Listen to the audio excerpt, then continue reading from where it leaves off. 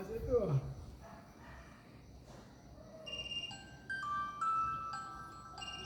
Ang minatawag.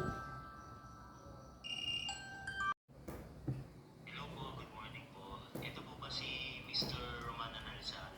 Yes po, ito po yun. Ito po kasi sa home credit. Nakalagay po kasi dito, itong ano po kayong hindi nakabayan. Yun po sa pinakuha nyo ng cellphone nyo.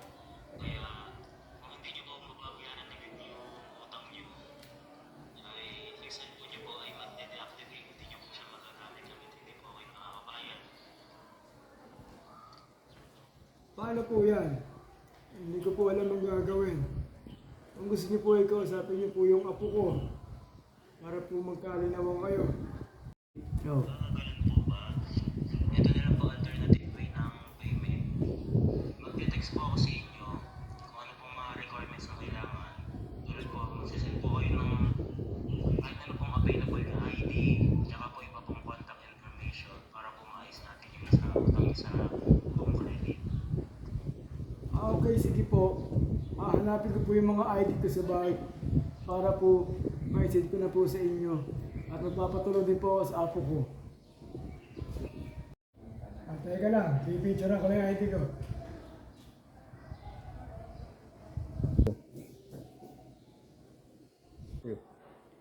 Okay, sisend ko na po. Wait lang. Okay na, send ko na ho. Ayun po, okay na po tayo sa information. Yun ako po. Sasend ko naman po yung mga information ko kung saan po kayo pwede makabayan. Okay po, sige, wait lang. Pipila pa ko lang po yung sinend nyo. Kapag po okay na, tatawag po ulit ako sa inyo upang magbigay po ng ibang detalye tungkol sa magiging payment ng inyong home credit. Okay po, sige po. Thank you po.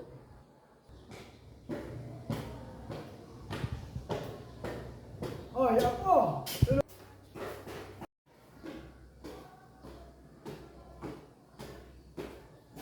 Apo!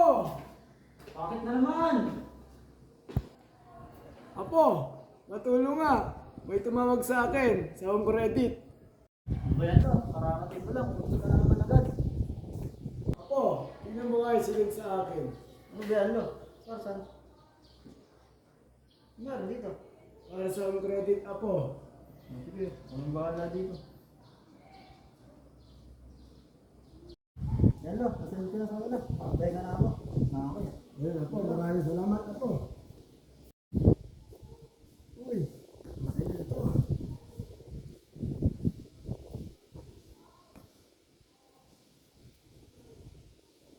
Ay, buntis pala si Maricar. Sino kaya naman nito? Uy.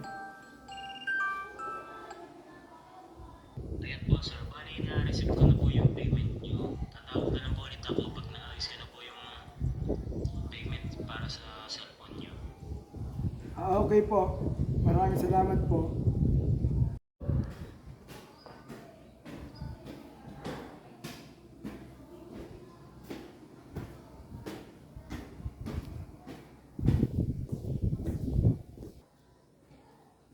Ano ba tayo? Anak, nabayaran ko na nga pala sa home credit. Anong home credit? Wala man tayong home credit eh. Kasi mata daw yung cellphone ko. Baka na-scam ka tayo.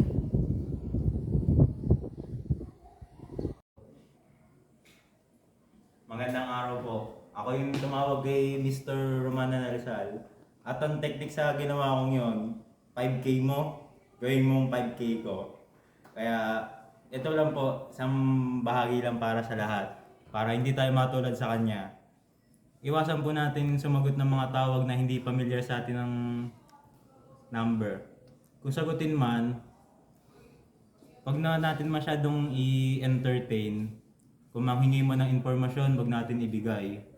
Kung lalo na kung maghihingi ng kabayaran, alamin muna natin yung mga bagay na hindi pa natin nababayaran. Yun lang po.